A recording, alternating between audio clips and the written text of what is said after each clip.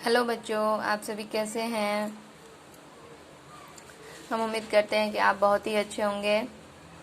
तो आप पिछले वीडियो में आप लोगों ने भाषा जाना, वर्ण के बारे में, शब्द के बारे में जाना। आज मैं आपको बताने जा रही हूँ वाक्य के बारे में। वाक्य क्या है? सेंटेंस। सेंटेंस के बारे में मैं आपको आज बताने जा रही हूँ। तो सबसे पहले जो है शब्द जो है वर्ण के जोड़ने पर शब्द बनता है, और वाक्य जो है शब्द को जोड़ने पर क्या बनता है? वाक्य बनता है। तो मैं यहाँ लिख रही हूँ आपको, आप देखेंगे। राम जोड़ घर जोड़ जाता जोड़ है। तो ये हमारा वाक्य जो है, वाक्य को जोड़ जोड़ कर क्या, शब्द को जोड़ जोड़ कर हमारा क्या बना? वाक्य बनता है। तो हम इसको शब्द को जोड़ जोड़ कर हम क्या लिख सकते हैं? राम घर जाता है। क्या लिखे? राम घर जाता है। तो आप देख रहे हैं बच्चों कि शब्द को जोड़कर क्या बना? वाक्य। और यह वाक्य का अर्थ निकल रहा है। इसका अर्थ होता है राम घर जाता है, मतलब राम कुछ कर रहा है। राम क्या कर रहा है? राम घर जा रहा है। तो इसका कोई अर्थ है। अब इसी शब्द को हम क्रम में नहीं लिखेंगे, इस तरह से लिखेंगे। घर है जोड़ जाता जोड़ राम। तो इसको क्या बनेगा? घर है जाता राम। तो इस वाक्य का घर है जाता राम, तो यह वाक्य जो है अर्थहीन है। इसका कोई अर्थ ही नहीं है। यह शब्द क्रम में नहीं होने के कारण जो है यह वाक्य पूरा नहीं हुआ और इसका अर्थ नहीं निकलता। इसके कारण यह वाक्य क्या है? हमारा गलत है। और राम जोड़ घर जोड़ जाता है जोड़ है, तो ये हमारा शब्द को जोड़कर क्या बना? राम घर जाता है। तो यह वाक्य क्या है? हमारा सही है। ये वाक्य क्या है? हमारा सही है, क्योंकि इसका अर्थ निकल रहा है। तो हम यहाँ देखेंगे बच्चों कि आपके पाठ्य पुस्तक में यहाँ दिए हुए हैं।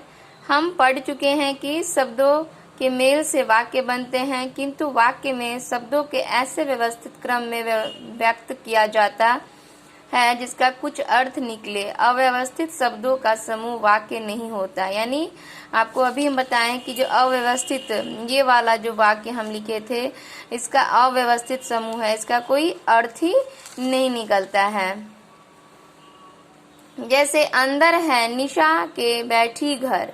तो उपयुक्त वाक्य में कई शब्द हैं, किंतु अभिप्राय समझने में कठिनाई हो रही है। जब इन शब्द को क्रम बदलकर इस प्रकार लिखा जाए कि अभिप्राय स्पष्ट हो जाए, तभी वह वाक्य कहलाएगा।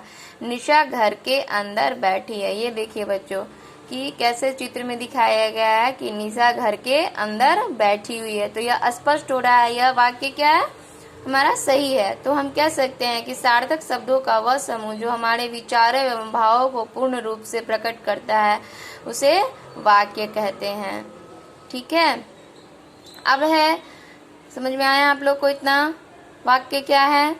अब आइए वाक्य के अंग। वाक्य के अंग, तो वाक्य के दो अंग हैं, उद्देश्य और विधेय। वाक्य के कितने अंग हैं? दो, उद्देश्य और विधेय। उद्देश्य जो है वाक्य में जिसके बारे में कुछ कहा जाए उसे उद्देश्य कहते हैं। यानी यहाँ देखिए कि मैं यहाँ लिखी थी कि राम घर जाता है, तो घर जाता है मतलब कौन घर जा रहा है? किसके बारे में यहाँ कहा जा रहा है? तो राम के बारे में यहाँ कहा जा रहा है। तो राम क्या हो गया? हमारा उद्देश्य। क्या हो गया? राम उद्देश्य। राम क्या हो गया? उद्देश्य। तो राम घर जाता है। अब यहाँ देखेंगे कि अब घर जाता है, यानी उद्देश्य किसके बारे में कह रहा है? क्या कह रहा है? तो घर जाने के लिए कह रहा है राम को। उद्देश्य जो है वह क्या कह रहा है, किसके बारे में कह रहा है, उद्देश्य के बारे में कह रहा है कि घर जा रहा है, तो ये हमारा क्या हो गया, विधेय। क्या हो गया, विधेय। तो आपको समझ में आया। यहाँ देखेंगे कि वाक्य में जिसके बारे में कुछ कहा जाए उसे उद्देश्य कहते हैं। सामान्यतः वाक्य का कर्ता ही उद्देश्य कहलाता है। सीमा सो रही है, मुकुल पत्र लिखता है। यहाँ सीमा और मुकुल शब्द उद्देश्य है क्योंकि वाक्य में वही कर्ता है और उनके संबंध में ही बात की जा रही है। अगला देखेंगे, वाक्य में उद्देश्य के विषय में जो कुछ कहा जाता है। अभी हम बताएं कि उद्देश्य, राम के बारे में कुछ कहा जा रहा है कि उद्देश्य क्या है कि घर जाना, तो ये हमारा क्या हो गया, विधेय। तो यहाँ देखेंगे कि विधेय में क्रियाक्रम आदि विस्तार होते हैं। उद्देश्य के बारे में कुछ कहा जाता है। सीमा सो रही है, तो सो रही है, और मुकुल पत्र लिखता है। पत्र लिखना क्या हो गया हमारा, यहाँ पे विधेय हो गया। यहाँ पर सो रही उद्देश्य है की क्रिया, उसका विस्तार है। इसी प्रकार पत्र लिखता है में उद्देश्य, मुकुल का कर्म क्रिया, उसका विस्तार आता, ये विधेय है। यानी पत्र लिखता है और सो रही क्या हो गया हमारा, विधेय, और इसमें सीमा और मुकुल क्या हो गया, उद्देश्य। ठीक है, समझ में आया आपको। चलिए आगे चलिए, आगे हम बात करते हैं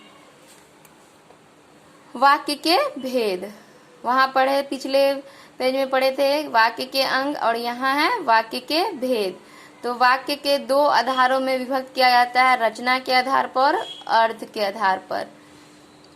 वाक्य कितने भेद हैं, दो, रचना के आधार पर और अर्थ के आधार पर। रचना के आधार पर वाक्य के 3 प्रकार के होते हैं। रचना के आधार पर वाक्य कितने प्रकार के होते हैं, 3 प्रकार के, सरल वाक्य, संयुक्त वाक्य और मिश्र वाक्य। सबसे पहले हम बात करेंगे सरल वाक्य की। तो सरल वाक्य है जिन वाक्यों में केवल एक ही क्रिया होती है, उन्हें सरल वाक्य कहते हैं। सरल वाक्य में एक ही क्रिया होता है, उसे क्या कहते हैं, सरल वाक्य। इन वाक्यों में एक ही उद्देश्य और एक ही विधेय होता है। इन वाक्यों में एक ही उद्देश्य और एक ही विधेय होता है। यानी उद्देश्य आपको हम पिछले में बताए हैं कि जो कर्ता होता है, क्या कहते हैं, जिसके बारे में कहा जाता है, तो क्या हो गया, उद्देश्य, और जो उद्देश्य के बारे में जो भी कुछ कहा जाता है वो क्या हो गया, विधेय। तो ये हमारा क्या हो गया, सरल, एक ही क्रिया और एक ही उद्देश्य है इसमें। अब आगे देखेंगे संयुक्त वाक्य। ऐसा वाक्य जो दो उपवाक्यों को योजक शब्द की सहायता से जोड़कर बनता है।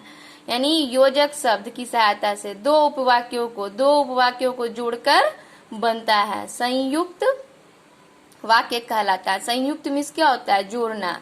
तो 2 वाक्यों को जोड़कर बनता है जो संयुक्त वाक्य होता है। इसमें दोनों उपवाक्य स्वतंत्र होते हैं।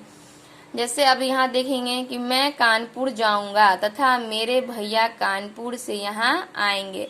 यानी 2 वाक्य आप देख रहे हैं कि पहला वाक्य में क्या है, मैं कानपुर जाऊंगा, और दूसरा वाक्य में क्या है, मेरे भैया कानपुर से यहाँ आएंगे। तो इसमें योजक चिन्ह क्या हो गया, जो जोड़ा है यहाँ पे क्या है, यह योजक है। तथा, और, ये सब क्या होता है, योजक, जोड़ना।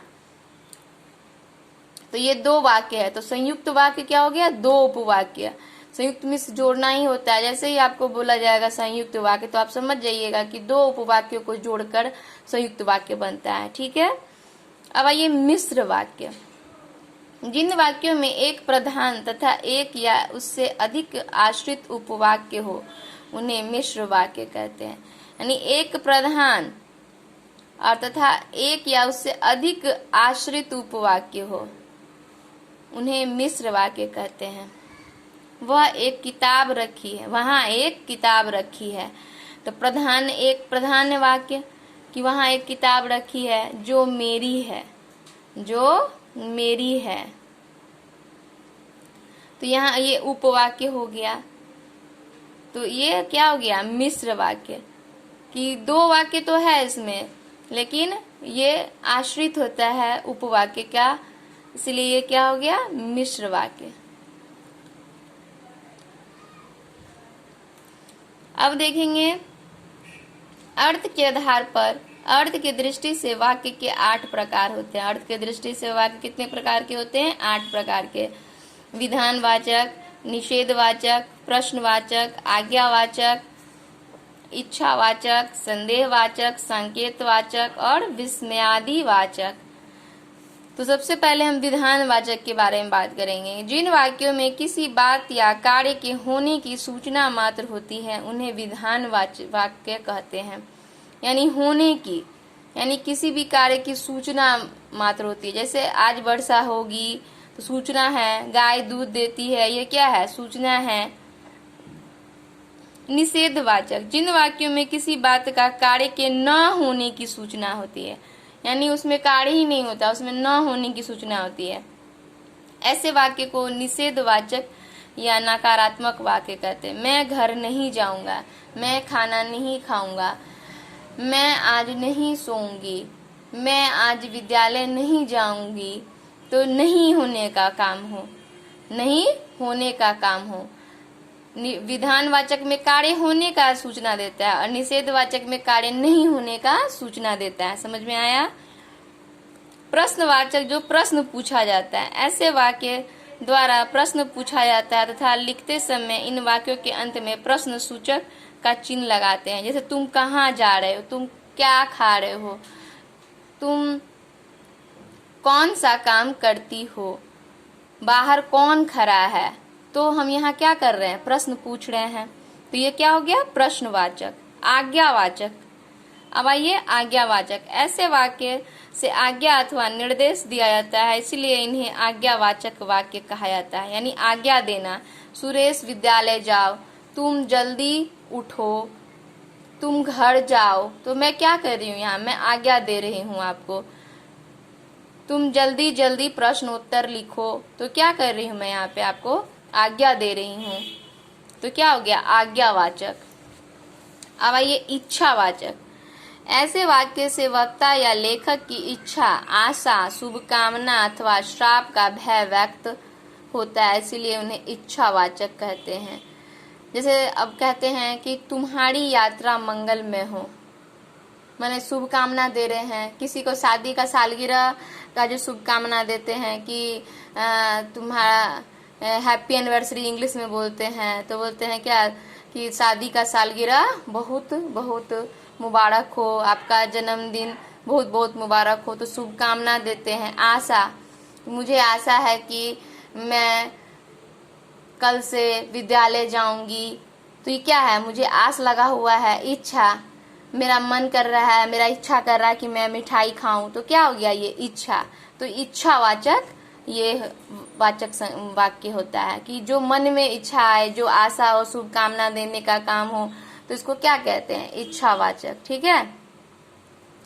संदेहवाचक, जिन वाक्यों से संदेह या संभावना का बोध हो उन्हें संदेह वाक्य कहते हैं। यानी किसी भी चीज में संदेह होना, कोई भी काम करने में संदेह होना। जैसे शायद कल वर्षा होगी, शायद मैं कल पटना जाऊंगी, शायद कल बाजार खुलेगा। तो ये क्या है? संदेह है हमें, संदेह है हमें। ठीक है, तो संदेहवाचक हो गया। अब आइए संकेतवाचक।